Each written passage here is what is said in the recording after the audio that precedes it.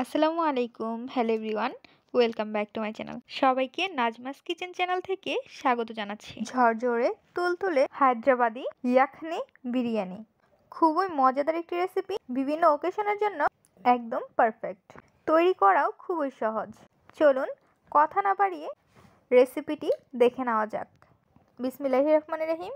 নিয়ে নিচ্ছি চিকেনগুলো আমরা ভালোভাবে ধুয়ে কেটে নিয়েছি। এর মধ্যে অ্যাড করে দিচ্ছি পানি। এখানে আমরা 1.5 কেজি চিকেন নিয়ে নিয়েছি এবং 3 কেজি পানি নিয়েছি। বড় সাইজের একটি পেঁয়াজ কেটে নিয়েছি। 6 থেকে 7টি রসুনের পিস আমরা ছেঁচে নিয়েছি। একটি মিডিয়াম সাইজের আদা ছেঁচে নিয়েছি। 3টি তেজপাতা, 1টি স্টার মশলা, 4 থেকে 5টি এলাচ, গোলমরিচ 8 থেকে 10টি, দারচিনি 2 থেকে 3 টুকরো, কালো এলাচ 1টি, মিঠা হজ 1 টেবিল চামচ, ধনিয়া হজ 1 টেবিল চামচ, 1 টেবিল চামচ লবণ। স্বাদ অনুযায়ী লবণ দেওয়ার পর আমরা ঢেকে রেখে দিব 8 থেকে 10 মিনিটের জন্য। চলে আসলাম 10 মিনিট পর। আবারও আমরা ঢেকে রেখে দিব 2 থেকে 3 মিনিটের জন্য। চলে আসলাম 3 মিনিট পর। এখন আমরা সবগুলো চিকেন উঠিয়ে নিব। চিকেনগুলো উঠিয়ে নেওয়ার পর যে ইয়াখনির পানিটা রয়েছে তা একটি ছাঁকনির সাহায্যে ছেঁকে নেব এবং এর ভেতরে থাকা মশলাগুলো ফেলে দিব। চুলায় বসিয়ে দিচ্ছি একটি পাতিল। এর মধ্যে দিয়ে দিচ্ছি সরিষার তেল। তেলটি ভালোভাবে গরম করে নিতে হবে। 1 টেবিল চামচ জিরা, তেজপাতা 3টি, এলাচ 3 থেকে 4টি, স্টার মশলা 1টি, দারচিনি 2 টুকরো, গোলমরিচ 8 থেকে 9টি দেওয়ার পর নাড়াচাড়া করে নিচ্ছি। এর মধ্যে দিয়ে দিচ্ছি পেঁয়াজ কুচি দিয়ে দেওয়ার পর পেঁয়াজের মধ্যে থাকা কাঁচা গন্ধটি যাওয়া পর্যন্ত আমরা নাড়াচাড়া করতে থাকব। নাড়াচাড়া করে নেওয়ার পর এর মধ্যে আমরা অ্যাড করে দিচ্ছি আদা রসুন বাটা 2 টেবিল চামচ। খুন্তির সাহায্যে মিক্সড করে নেওয়ার পর এর মধ্যে আমরা দিয়ে দিব টমেটো কুচি। এখানে আমরা 2টি টমেটো ফালি করে নিয়েছি। টমেটোগুলো নাড়াচাড়া করে নেওয়ার পর দিয়ে দিব স্বাদ অনুযায়ী লবণ। আমরা ইয়াখনিতেও লবণ দিয়েছি, তাই এখানে একটু লবণের পরিমাণ কম রাখতে হবে। দিয়ে দিচ্ছি কাঁচামরিচের পেস্ট। 12 থেকে 15টি কাঁচামরিচ আমরা পেস্ট করে নিয়েছি। দেশি আলু দিয়ে দিচ্ছি। আলুগুলো দিয়ে দেওয়ার পর মশলার সঙ্গে কষিয়ে নিতে হবে। আমরা একটি বাটির মধ্যে নিয়ে নিচ্ছি টক দই। এই টক দইটি আমরা ঘরেই তৈরি করে নিয়েছি। যদি রেসিপিটি দেখতে চান তাহলে অবশ্যই কমেন্টের মাধ্যমে জানিয়ে দিবেন।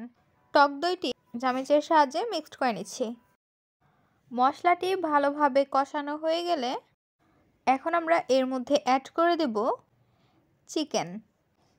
চিকেনটি দিয়ে দেওয়ার পর টক দইটি এর মধ্যে অ্যাড করে দেব।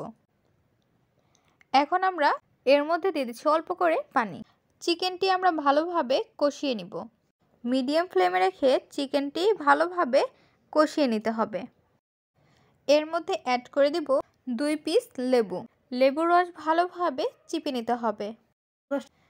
খুন্তির সাহায্যে আমরা নাড়াচাড়া করে নিচ্ছি। এর মধ্যে দিয়ে দিচ্ছি টেস্টিং সল্ট দিয়ে দেওয়ার পর এর মধ্যে আমরা দিয়ে দিব জায়ফল গুঁড়ো এবং গরম মশলার গুঁড়ো ছিটিয়ে দিচ্ছি। মশলার সঙ্গে মিক্সড করে নিতে হবে। মশলার সঙ্গে ভালোভাবে মিক্সড করে নেওয়ার পর চিকেনের মধ্যে যখন চারপাশে তেল উঠে আসবে তখন বুঝতে পারবেন পারফেক্টভাবে চিকেনটি কষানো হয়ে গিয়েছে। তখন নাড়াচাড়া করে চিকেনের মধ্যে অ্যাড করে দিব ইয়াখনি। এই ইয়াখনির পানিটি দিয়ে ভালোভাবে নাড়াচাড়া করে ঢাকনা দিয়ে ঢেকে রেখে দিতে হবে বলক আসা পর্যন্ত। চলে আসলাম, দেখতে পাচ্ছেন বলক চলে আসছে। এর মধ্যে অ্যাড করে দিচ্ছি পোলাওয়ের চাল। এখানে আমরা 1.5 কেজি চিকেনের মধ্যে 1.5 কেজি পোলাওয়ের চাল নিয়ে নিয়েছি। এই চালটি আমরা ভালোভাবে ধুয়ে 30 মিনিটের জন্য ভিজিয়ে রেখে দিয়েছি। এর মধ্যে আমরা অ্যাড করে দিচ্ছি কাঁচামরিচ দিয়ে দেওয়ার পর ঢাকনা দিয়ে ঢেকে রেখে দিব। চলে আসলাম 7 মিনিট পর। ঢাকনাটি আমরা উঠিয়ে নিচ্ছি, নাড়াচাড়া করে নিচ্ছি। এখনো ভালোভাবে বিরিয়ানির মধ্যে থাকা পানিটি শুষে নেয়নি, তাই উল্টিয়ে পাল্টিয়ে আবারও আমরা ঢেকে রেখে দিব। এদিকে আমরা কালারটি রেডি করে নিব। একটি ছোট বাটির মধ্যে নিয়ে নিচ্ছি লিকুইড দুধ। অ্যাড করে দিচ্ছি জর্দার কালারটি ভালোভাবে মিক্সড করে নিচ্ছি।